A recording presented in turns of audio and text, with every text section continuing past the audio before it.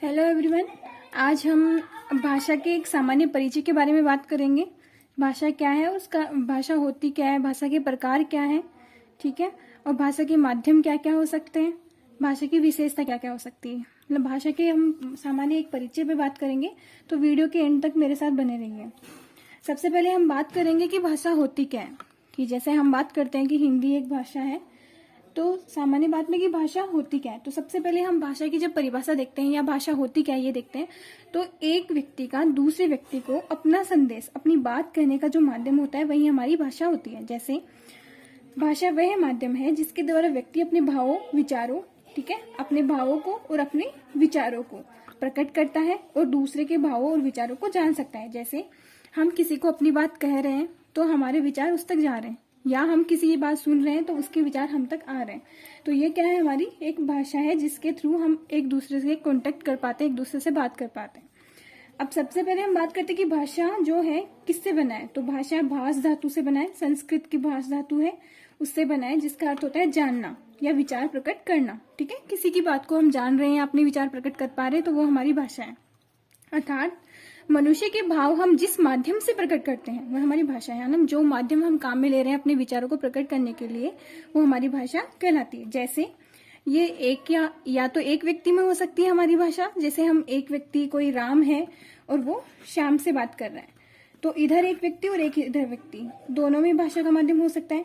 या एक से अधिक, ठीक है, जैसे इधर दो सहेलियां हैं, ठीक है, और इधर दो सहेलियां हैं, आपस में बात कर रही है, तो भाषा जो है अनेक व्यक्तियों में हो सकती है या एक व्यक्तियों में हो सकती है, एक से अधिक में भी हो सकती है, जिसमें वो एक साधन के रूप में काम करती है, तो वो हमारी भाषा है। ठीक है, अब सब उसके बाद जब हम भाषा के बारे में जान चुके हैं कि भाषा क्या है, तो हम बात करेंगे कि भाषा की विशेषताएं क्या होती है। ठीक है, तो भाषा क्या है, विशेषता मतलब उसमें क्या क्या गुण पाए जाते हैं, क्या क्या उसकी विशेषताएं हैं।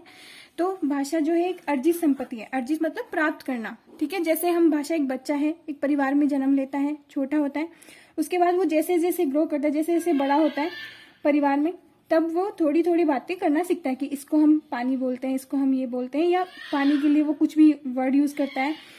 तो क्या जो हम बोल रहे हैं, परिवार बोल रहा है, उससे वो सुन के, समझ के, अर्जित करके वो उस भाषा को सीख पा रहा है। तो भाषा क्या है, एक अर्जित माध्यम है। ठीक है, उसके बाद है सामाजिक प्रक्रिया। की भाषा एक सामाजिक प्रक्रिया है कि समाज में जो भाषा बोली जा रही है, समाज में जैसे कार्य, मतलब जैसी भाषा काम में ली जा रही है, तो वो बच्चा सीख पा रहा है।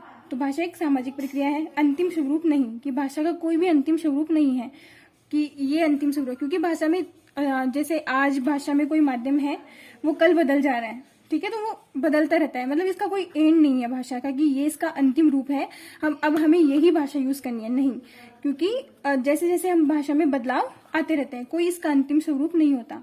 इसीलिए क्या है, ये परिवर्तनशील है, यानी ये बदलती रहती है। जैसे क्षेत्रीय आधार पर, ठीक है, राज्य आधार पर या राष्ट्रीय आधार पर भाषा का बदलाव होता रहता है। जैसे बात करूं फॉर एग्जाम्पल कि क्षेत्र में हम लोटा जो है वो एक हिंदी वर्ड है, लोटा, ठीक है, लेकिन जब क्षेत्रीय भाषा पे हम बात करते हैं, ठीक है, अलग अलग क्षेत्रों में इसी को, जैसे लोटा को ही लुटिया कहा जाता है कहीं कहीं। तो क्षेत्रीय आधार पर जो भाषा है वो बदलती रहती है। ठीक है, और इंग्लिश में इसे कुछ और बोलते हैं। तो हर भाषा में या क्षेत्र में, राज्य में या राष्ट्रीय आधार पर एक ही शब्द, एक ही वस्तु के लिए अलग अलग भाषा का प्रयोग होता है। तो क्या है, ये परिवर्तनशील है। मानक स्वरूप, फिर भी परिवर्तनशील होने के बाद भी हर भाषा का एक मानक स्वरूप होता है। कि जैसे हम बात करें कि मैं को ऐसे ही लिखा जाएगा, ये क्या है, मैं के लिए एक मानक स्वरूप है कि मैं को ऐसे ही लिखा जाएगा। ठीक है, भाषा जो है कठिन से सरल की ओर, कि पहले हम कठिन का भाषा में अध्ययन करते हैं, उसके बाद हम धीरे धीरे सरल की ओर जाते हैं। तो ये भाषा क्या है, कठिन अध्ययन करने के बाद सरल की ओर, सरल होती जाती है। ठीक है, तो ये हो गई भाषा की विशेषताएं। अब भाषा को सीखने का माध्यम क्या हो सकता है, अनुकरण हो सकता है। जैसे बच्चा जो है अनुकरण करके सीखता है। जैसे हमने यहाँ पे बात करी कि अर्जित संपत्ति होती है भाषा, तो अर्जित संपत्ति कैसे, कि बच्चा जो है अनुकरण कर रहा है कि परिवार में भाषा कैसी बोली जा रही है, या स्कूल में भाषा कैसी बोली जा रही है, समाज में भाषा कैसी बोली जा रही है, उसके बाद वो उसका अनुकरण करता है और उसके बाद वो भाषा को सीख पाता है। तो अनुकरण इसमें कर पाता है। जैसे अनुकरण करेगा तो उच्चारण करके, या तो जो बात हो रही है उसी का अनुकरण करेगा, उच्चारण करके उसी बात को वो रिपीट करेगा। जैसे मैं बोल रही हूँ कि राम जयपुर जाता है, वो उसी बात को दोहराएगा, राम जयपुर जाता है, तो वो क्या हो गया, उसका उच्चारण करके वो भाषा सीख रहा है। या फिर वो लेखन करके, जैसा मैंने लिख दिया राम जयपुर जाता है, ठीक है, तो वो उसी बात को लिख के वापस एज इट इज लिख के फिर वो सीख रहे हैं। तो ये क्या हो गया, उसका लेखन से अनुकरण हो गया और वो भाषा को सीख रहे हैं। उसके बाद हम संविधान में जो भाषा का स्वरूप है उस पर थोड़ी सी बात करेंगे कि जो भारतीय संविधान, जैसे कि भारतीय संविधान जो है उसमें अनुच्छेद 343(1) में हिंदी को राजभाषा, हिंदी को क्या घोषित किया गया है, राजभाषा, भाग 17 में। ठीक है, तो भाग जो संविधान का भाग 17 है उसमें अनुच्छेद 343(1) है, उसमें हिंदी को राजभाषा घोषित किया गया। आप लोगों को पता होना चाहिए कि हिंदी को राजभाषा जो है 14 सितंबर को घोषित किया गया था, इसीलिए 14 सितंबर को अब हिंदी दिवस भी मनाया जाता है। ठीक है, तो ये बात भी आप लोगों को ध्यान होनी चाहिए। ठीक है, तो ये राजभाषा घोषित की गई है और ये किसमें, जैसे जो भाषा के बारे में बात करी गई 8वीं अनुसूची में, जिसमें 22 भाषाओं को संविधान में मान्यता दी गई है, जिसमें से एक हमारी हिंदी भी है। ठीक है, जैसे हमने बात कर ली है कि भाषा क्या है, भाषा की विशेषता क्या है, संविधान में क्या स्थिति है। उसके बाद हम बात करेंगे भाषा के प्रकार क्या है। तो सब भाषा जो है उसके प्रकार बोलो या माध्यम बोलो एक ही बात है कि भाषा के माध्यम क्या क्या हो सकते हैं। कि जैसे हम किसी को अपनी बात कह रहे हैं तो उसका माध्यम क्या क्या हो सकते हैं कि या तो उसको हम मौखिक तरीके से यानी कि बोलकर, ठीक है, या तो हम उसको मौखिक तरीके से यानी बोलकर प्रकट करेंगे या लिखित रूप से या उसको लिखकर प्रकट करेंगे।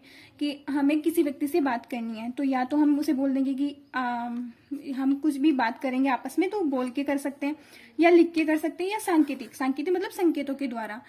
ठीक है, जैसे कि फॉर एग्जाम्पल मौखिक का हम एग्जाम्पल ले सकते हैं कि मौखिक का माध्यम किस प्रकार से हो सकता है। जैसे ही हम किसी को बोल रहे हैं कि बेटा 1 कप चाय लेके आओ, ठीक है, तो वो हमारा हो गया मौखिक माध्यम।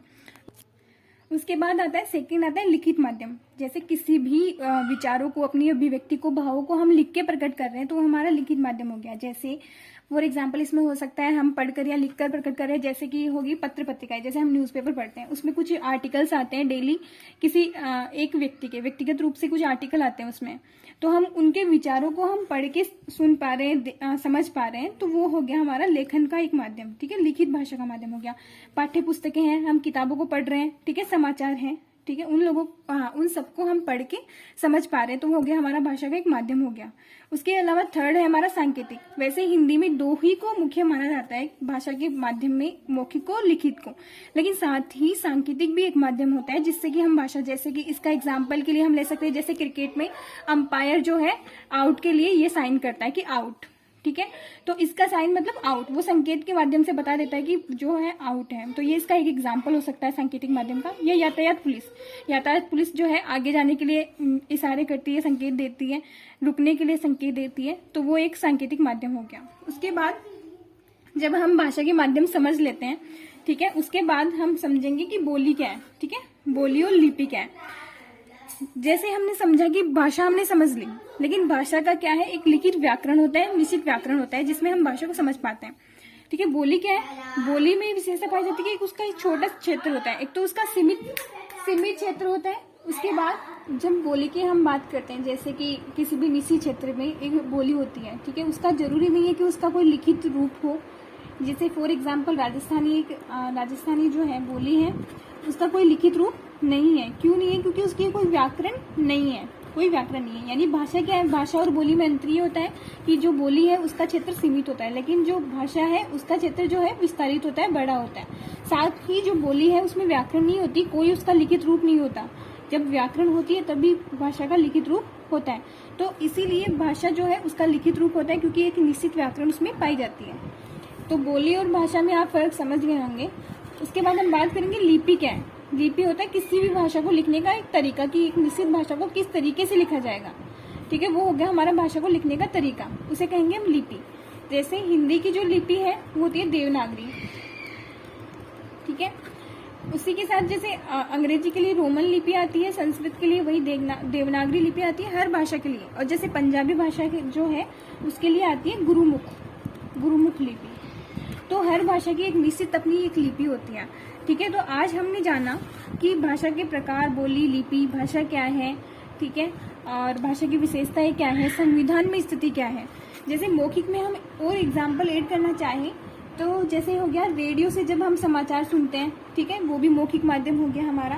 कोई साक्षात्कार सुन रहे हैं, ठीक है, साक्षात्कार में इंटरव्यू, ठीक है, वो सुन रहे हैं तो वो भी हमारा मौखिक का माध्यम हो गया। एक जैसे हम टेलीफोन पे किसी से बात करते हैं तो वो भी हमारा मौखिक माध्यम हो गया। ठीक है, तो आप समझ गए होंगे एग्जाम्पल के थ्रू कि भाषा के माध्यम मौखिक में कैसे हो सकते हैं और लिखित में कैसे, और सांकेतिक में कैसे, जैसे क्रिकेट में अंपायर और यातायात पुलिस आदि। धन्यवाद।